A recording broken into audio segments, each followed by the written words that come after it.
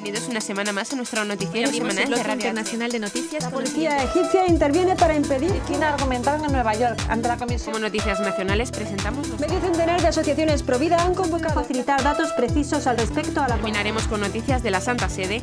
El Vaticano recoge firmas para defender a no nacidos. de la Conferencia Episcopal Italiana. Bienvenidos a nuestro noticiario semanal de Radio HM. Hoy les saludamos Isabel Jordán y María Fra.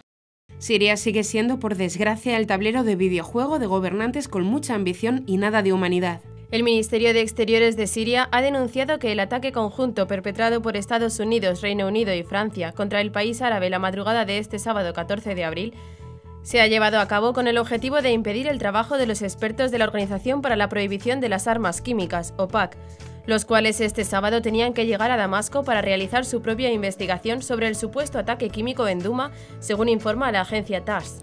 La semana pasada, Occidente acusó al gobierno del presidente sirio Bashar al-Assad de haber perpetrado el 7 de abril un ataque químico en la ciudad de Duma, Guta Oriental, tras aparecer reportes no confirmados sobre esa supuesta acción. El Consejo Ejecutivo de la Organización para la Prohibición de las Armas Químicas anunció que emprendería una investigación independiente el 14 de abril, pero el bombardeo a Siria por parte de Estados Unidos, Francia y Reino Unido fue realizado antes de que la misión llegara al terreno. El presidente Donald Trump ordenó el ataque sin autorización del Congreso de su país ni la aprobación del Consejo de Seguridad de la ONU. El Ministerio de Exteriores de Siria, además, ha exigido a la comunidad internacional que condene esta agresión. También ha indicado que la causa del bombardeo contra el país árabe se ha llevado a cabo por el fracaso de la conspiración armada contra Siria y por los éxitos del ejército sirio en la lucha contra los grupos terroristas, a los cuales esta semana se había llegado a extirpar militarmente del país. El último bastión se había vencido. La liberación de las fuerzas más armadas del yihadismo estaban al filo de ser suprimidas, pero una vez más las grandes potencias, Estados Unidos, Reino Unido y Francia, entre otras, han vuelto a clavar el hacha de guerra para derrocar al gobierno de al-Assad y destruir, como ocurrió con el querido país iraquí, toda huella de su pueblo, raíces y creencias. SOS Cristianos de Siria, la voz de los misioneros y misioneras del Instituto del Verbo Encarnado en Siria, a través de su Facebook, nos hacen llegar la carta que escribió el responsable de comunicación en Cáritas Siria al presidente de Estados Unidos hace tan solo unos días, en la que, demostrando una vez más que el pueblo sirio sabe bien que su gobierno les está protegiendo desde el principio, no masacrando como estas potencias hacen creer al mundo entero, piden clemencia y humanidad a los auténticos agresores del pueblo sirio. Les ofrecemos un extracto. Acabo de llegar a mi casa después de haber visitado a una familia de pobres ciudadanos sirios que han perdido todos sus bienes y propiedades en esta guerra. Mientras me relataban sus miserias y me contaban lo hermosa que era su casa en la ciudad de donde venían, que hoy está totalmente destruida, me hubiera gustado consolarlos de la única manera en que puedo tratar de hacerlo en mi país. Agradezcan a Dios que todavía están vivos. Los daños materiales pueden ser reparados con el tiempo, de una manera o de otra, pero lo más importante es que ninguno de ustedes está herido. Estas personas huyeron de la muerte y del dolor en su pequeña ciudad de origen, en Guta. Sin embargo, estos desastres los han seguido hasta Damasco para destruir la poca esperanza que aún quedaba en sus vidas, en sus fuerzas, en su dignidad. Señor Trump, la mayor parte de las familias sirias narran tragedias similares a estas. Si acaso algún día usted llegara a dejar su refugio dorado en los Estados Unidos y viniera a visitar Siria con sus propios ojos, cada ciudadano que encontrará mientras camina por la calle le narrará historias tristes de sí mismo, de sus familias o de un pariente cercano muy querido. ¿Qué está tratando de hacer o de lograr con sus decisiones y sus declaraciones, señor Trump? ¿Quiere hacernos vivir y experimentar un dolor aún más grande? Como si 7 años de evacuaciones, de hambre, de pésimas condiciones de vida, de inseguridad, de sangre y de la pérdida de personas queridas no fuese todavía suficiente. Por lo tanto, señor Trump, ¿realmente usted piensa que el pueblo sirio está asustado o incluso solo interesado en sus nuevos misiles, bonitos e inteligentes? Créame, a nadie le importa nada. Tenemos ya bastante dolor y sufrimiento que soportar cada día en nuestras vidas como para tener tiempo para dedicarnos a la espera de sus diabólicos misiles. Unidos a la voz del Papa Francisco, nos unimos pidiendo paz para el mundo. Comenzaremos con las noticias de interés internacional. India. En la fiesta de la Anunciación, obispo reza en iglesias profanadas. Tierra Santa, nueva parroquia, atenderá a cristianos refugiados. Estados Unidos. La educación en casa es un semillero de vocaciones religiosas. Reino Unido. Prohíben vigilias de oración cerca de clínicas abortivas. China, el gran hermano que monitorea la vida cotidiana de los habitantes. Pasaremos después a las noticias nacionales. 3 abortorios de Madrid reconocen su engaño y pagan la multa de la Consejería. El Tribunal Constitucional avala la subvención de colegios de educación diferenciada. Adoratrices llevan a desarticular mafia nigeriana de prostitución. Vaticano concede año jubilar por la Virgen del Rocío. Y por último comentaremos algunas de las noticias más destacadas de la Santa Sede. Nueva exhortación apostólica sobre el llamado a la santidad. Cardenal Sará, las almas no necesitan ser engañadas, sino guiadas. El Papa afirma que la Iglesia necesita sacerdotes sencillos, mansos y dóciles al Espíritu. Francisco inicia nuevo ciclo de catequesis sobre el bautismo. El 9 de abril, Monseñor Kishore Kumar, el obispo de Rourkela, manifestó: «Celebramos la fiesta de la Anunciación del Señor solemnemente y con alegría, invocando la protección de María y la paz para la diócesis». Para los cristianos del lugar, la celebración asumió una relevancia especial después de la profanación de varias iglesias en el distrito de Sundagar. El purpurado destacó: «A pesar de la profanación ocurrida en la diócesis, nuestros corazones están llenos de esperanza, porque María continúa construyendo la Iglesia y nos mantiene unidos. La Madre de Dios es realmente nuestra Madre. Recemos a María por la paz en nuestras comunidades y entre los pueblos». En la noche de Pascua, algunos delincuentes que no pudieron ser identificados destruyeron las estatuas de la Virgen y trataron de incendiar una iglesia en la aldea. La celebración de la Anunciación se llevó a cabo frente a la gruta profanada. Los fieles encendieron velas, como es habitual, y rezaron a nuestra amada Madre María. «Nuestra gente tiene una gran devoción por la Virgen», explicó el obispo. Además, Monseñor Kumar manifestó: «No estamos seguros de quién pudo haber cometido el ataque, pero seguramente no se ha tratado de un ataque masivo, siendo que la naturaleza del acto vandálico nos lleva a suponer la responsabilidad de pocas personas». También agradeció a los funcionarios de la Administración estatal y distrital que visitaron los lugares y han garantizado la seguridad. El 20 de mayo se erigirá en Jerusalén una parroquia para atender a los miles de refugiados cristianos que llegan a Tierra Santa desde Asia y África.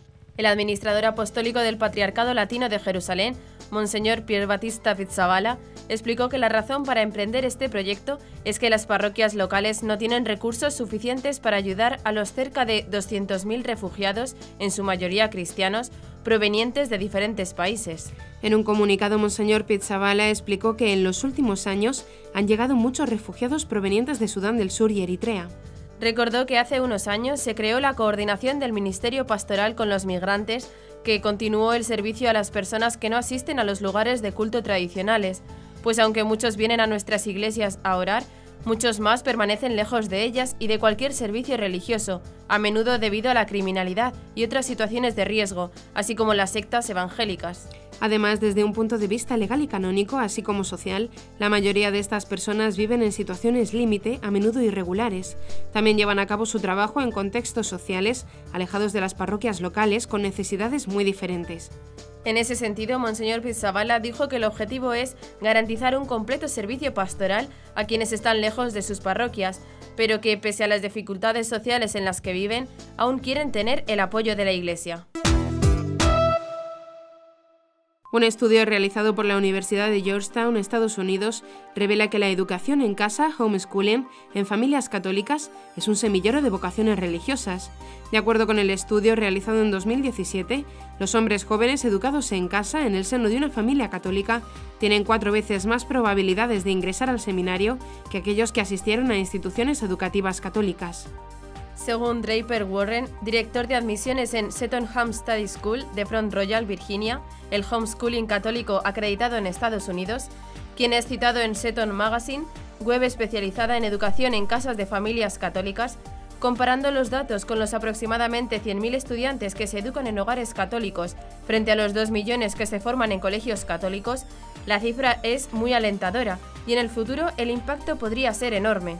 A menudo no entendemos la importancia histórica de un movimiento cuando es joven, pero en una generación miraremos atrás y veremos cómo el homeschooling católico es parte responsable de mantener la Iglesia vibrante en los Estados Unidos. Las vocaciones son solo uno de los muchos frutos de la educación en el hogar, indicó. Los datos de la encuesta también fueron confirmados por el padre J.D. Jaffe, director de vocaciones de la diócesis de Arlington, quien manifestó: Los que son educados en el hogar tienen una participación desproporcionadamente grande en nuestros eventos de discernimiento, en comparación con los niños provenientes de las escuelas católicas y las escuelas públicas. El sacerdote además confirma: el mismo aumento en el número se observa en nuestros seminaristas, donde aproximadamente el 30% de ellos provienen de hogares que enseñan en el hogar. Concejales del distrito de Ealing han votado por unanimidad usar la orden de protección de espacio público para evitar que nadie pueda rezar y ofrecer apoyo a mujeres embarazadas delante de una clínica abortista de Mary Stopes. La medida aprobada de forma definitiva, hubo una primera tentativa el año pasado, por este distrito de la capital británica, se enmarca en una campaña de los políticos proabortistas encaminada a impedir la labor humanitaria de los grupos pro-vida que han salvado a un gran número de mujeres y de paso a sus hijos, de cometer el crimen de matar a sus propios hijos no nacidos. Dicha campaña comenzó con la propuesta de la diputada Rupa Hu en la Convención Nacional del Partido Laborista.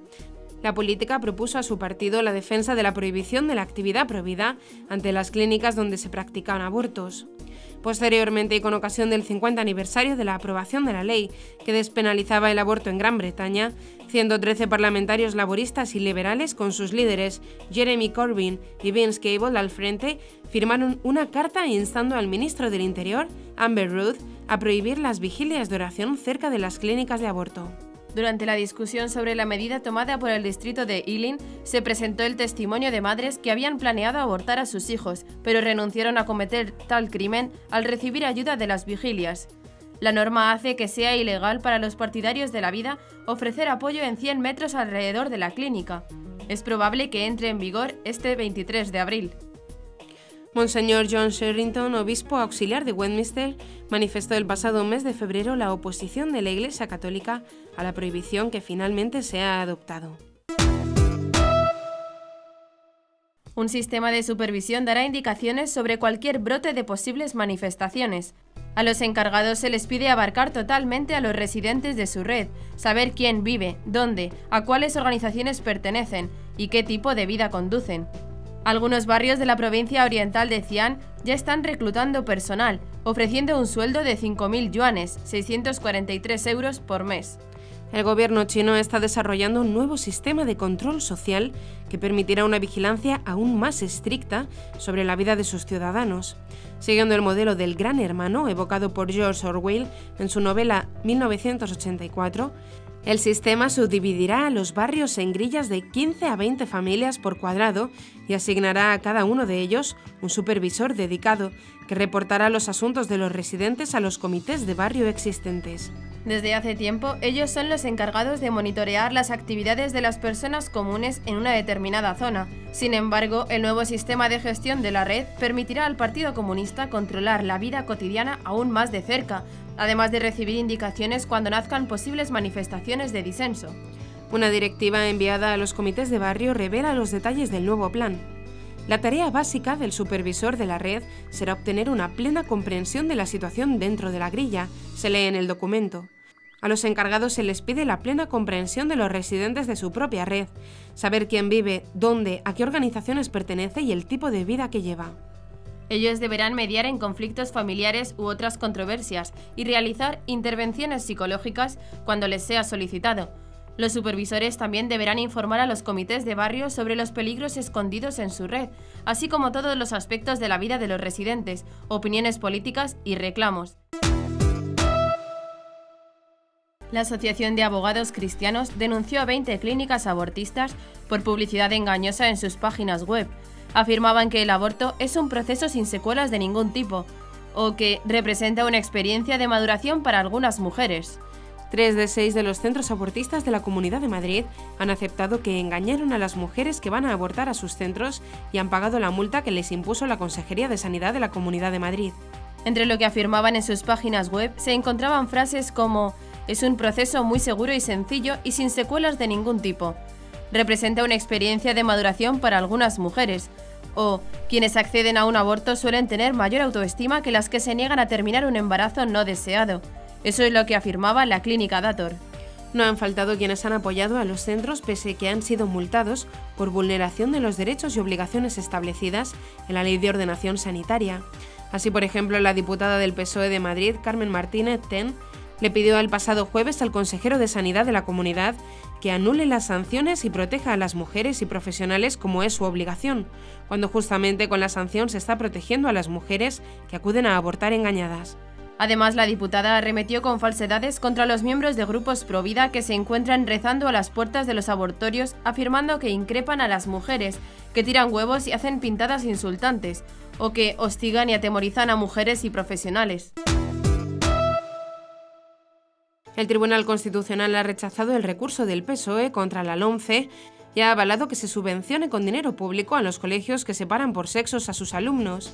El Pleno ha fallado por mayoría de 8 votos contra 4 y ha desestimado en su totalidad el recurso que presentó el Grupo Parlamentario Socialista en marzo de 2014.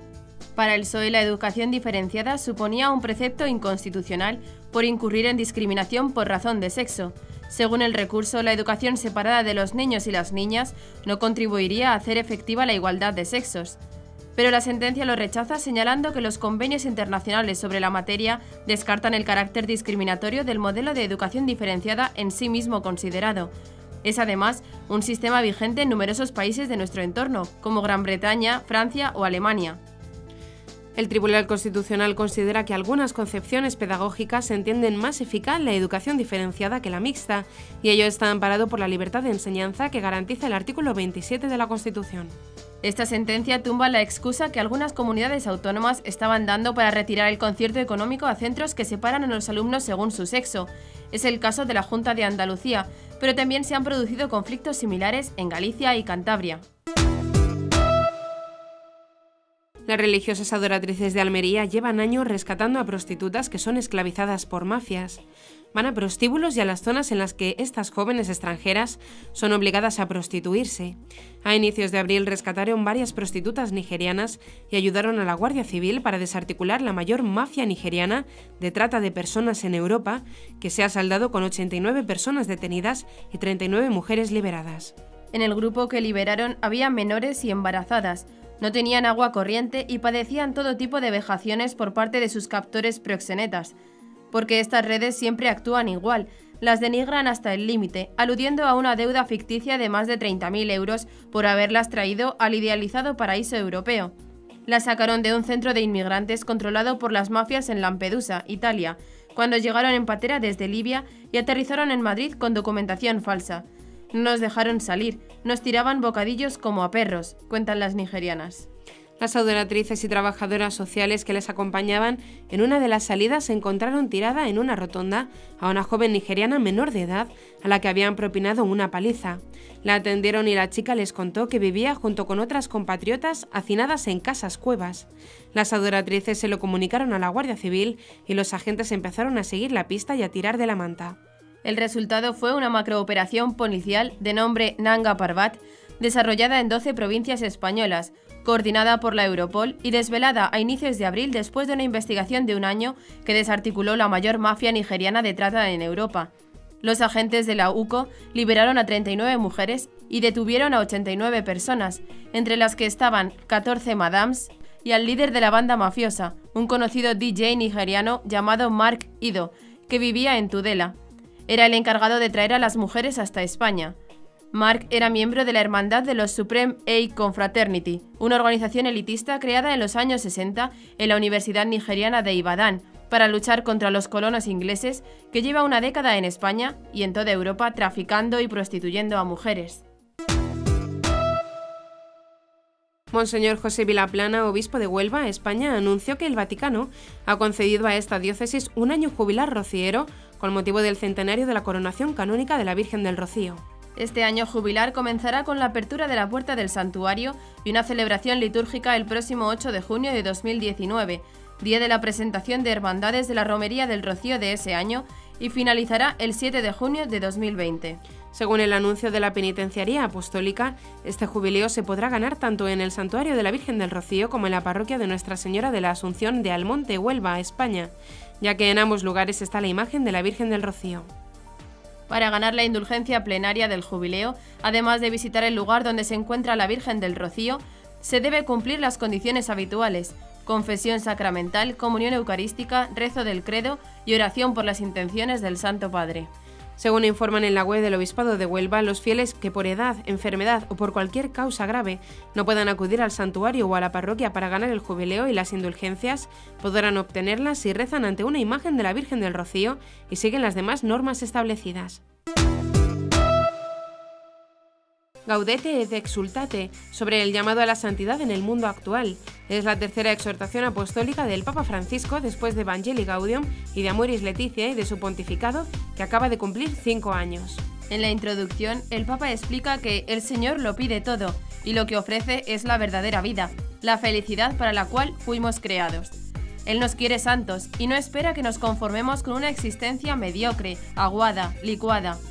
En realidad, desde las primeras páginas de la Biblia está presente de diversas maneras el llamado a la santidad. Así se lo proponía el Señor a Abraham: camina en mi presencia y sé perfecto. Francisco explicó: mi humilde objetivo es hacer resonar una vez más el llamado a la santidad, procurando encarnarlo en el contexto actual con sus riesgos, desafíos y oportunidades, porque a cada uno de nosotros el Señor nos eligió para que fuésemos santos e irreprochables ante Él por el amor, añadió. La exhortación se divide en 5 capítulos. El llamado a la santidad, 2 sutiles enemigos de la santidad, a la luz del Maestro, algunas notas de la santidad en el mundo actual y combate, vigilancia y discernimiento, todos ellos repartidos en 177 puntos. El cardenal Sará pronunció el 9 de abril una conferencia ante 600 misioneros de la misericordia. El purpurado ha disertado sobre el sacramento de la confesión y la importancia de respetar el rito, la materia y la forma y la intención de hacer lo que la Iglesia hace. En la Pontificia Universidad Lateranense de Roma, el cardenal Sará advirtió que convertir el sacramento de la confesión en un mero encuentro personal entre el sacerdote y el que se confiesa es incorrecto, y ha asegurado que cuando se respetan los elementos de la confesión, la gente ve que este sacramento es real y que los devuelve a la amistad con Dios. El purpurado ha explicado que la ley de gradualidad a la que se refería San Juan Pablo II significa que los sacerdotes necesitan encontrarse con los fieles en su realidad particular en el confesionario. El confesionario no debe ser una cámara de tortura, pero tampoco un laboratorio para la experimentación doctrinal. Debemos evitar dar indicaciones contrarias a la doctrina, ha exhortado el cardenal. El cardenal ha mencionado un caso típico con el que a veces se encuentran los sacerdotes, el penitente que acude al confesor y dice: le pregunté a 3 confesores y me dijeron 3 cosas diferentes, ahora le estoy preguntando a usted. Y advirtió: las almas no necesitan ser engañadas, sino guiadas. Igualmente ha indicado que los confesores deben estar completamente formados en el dogma y la enseñanza moral de la Iglesia. Esta es una necesidad si queremos guiar a las personas, nos necesitan, y ha añadido que es necesario que los sacerdotes tengan al menos un conocimiento profundo del catecismo de la Iglesia Católica. Por último, el cardenal ha dicho a los sacerdotes que, cuando las personas se confiesan y nos escuchan, están escuchando a Cristo. Debemos preguntarnos si esto es cierto. ¿El consejo que doy es el que Cristo daría? ¿O es un consejo que sigue las enseñanzas de un espíritu diferente al del Evangelio, un espíritu mundano?, concluyó. Después de reunirse con los misioneros de la misericordia el 10 de abril, el Papa Francisco celebró una misa con ellos en el altar de la cátedra de la Basílica de San Pedro, una celebración en la que concelebraron los 550 misioneros de los 5 continentes que estos días están en Roma, a los que invitó a ser sencillos y mansos. En su homilía, el Santo Padre pidió sacerdotes normales, simples, mansos, equilibrados, pero capaces de dejarse constantemente regenerar del espíritu, dóciles a su fuerza, interiormente libres, sobre todo de sí mismos, para que sean movidos por el viento del espíritu que sopla donde quiere, aludiendo al Evangelio del día. Además, les pidió ser sacerdotes capaces de elevar en el desierto del mundo el signo de la salvación, es decir, la cruz de Cristo como fuente de conversión y de renovación para toda la comunidad y para el propio mundo. El Señor muerto y resucitado es la fuerza que crea la comunión en la Iglesia y a través de la Iglesia en toda la humanidad, añadió. El obispo de Roma hizo referencia a la comunión entre los cristianos y cómo se formaron las primeras comunidades cristianas. Era una comunión que se hacía compartiendo los bienes de manera concreta, pero este estilo de vida de la comunidad era también contagioso al exterior. La presencia viva del Señor resucitado produce una fuerza de atracción que a través del testimonio de la Iglesia y a través de las diferentes formas de anuncio de la buena noticia tiende a alcanzar a todos y no excluye a ninguno. Por último, manifestó que tanto la Iglesia como el mundo de hoy tienen una necesidad particular de misericordia porque la unidad deseada por Dios en Cristo prevalece sobre la acción negativa del malvado, que aprovecha muchos medios actuales, en sí mismo buenos, pero que, mal utilizados, en lugar de unir, dividen. El 11 de abril, ante una plaza de San Pedro abarrotada de gente, el Papa explicó que el bautismo es fundamento de la vida cristiana. La Pascua de Cristo, con su carga de novedad, nos alcanza a través del bautismo para transformarnos a su imagen. Los bautizados son de Jesucristo. Es Él el Señor de su existencia, afirmó el pontífice. Francisco recordó que es el primero de los sacramentos en cuanto a que es la puerta que permite a Cristo Señor tomar morada en nuestra persona y a nosotros sumergirnos en su misterio y hacer resplandecer la luz divina. El bautismo nos sumerge en la muerte y resurrección del Señor, ahogando en la fuente bautismal al hombre viejo, dominado por el pecado que divide de Dios, y haciendo nacer al hombre nuevo, recreado en Jesús. Por otro lado, señaló que el bautismo es signo eficaz del renacimiento para caminar en una vida nueva. Así, sumergiéndonos en Cristo, el bautismo nos hace también miembros de su cuerpo, que es la Iglesia, y partícipes de su misión en el mundo. El bautismo permite a Cristo vivir en nosotros y a nosotros vivir unidos a Él, para colaborar en la Iglesia, cada uno según la propia condición, a la transformación del mundo. Hay un antes y un después del bautismo. El sacramento supone un camino de fe que llamamos catecumenado, evidente cuando es un adulto el que pide el bautismo, pero también los niños desde la antigüedad son bautizados en la fe de los padres. El Papa también dijo que ninguno merece el bautismo, que es siempre un don gratuito para todos, adultos y recién nacidos, pero como sucede con una semilla llena de vida, este don echa raíces y lleva fruto en un terreno alimentado por la fe. Y hasta aquí nuestro informativo semanal. Esperamos que haya sido de su agrado. Recuerden que pueden seguir escuchándonos siguiendo el resto de nuestra programación en directo a través de la web www.radiohm.net. En ella podrán encontrar también distintos podcasts con los informativos anteriores y otros audios que también pueden ser de su interés. Seguiremos estos días informando de las noticias de la Iglesia y del mundo a través de nuestros breves espacios informativos que les ofrecemos todos los días, cada media hora aquí en Radio HM 88.9 FM y HM Televisión. Ayer, hoy y siempre, la verdad. Gracias por habernos acompañado. Les han informado Isabel Jordán y María Fra. Hasta la próxima semana.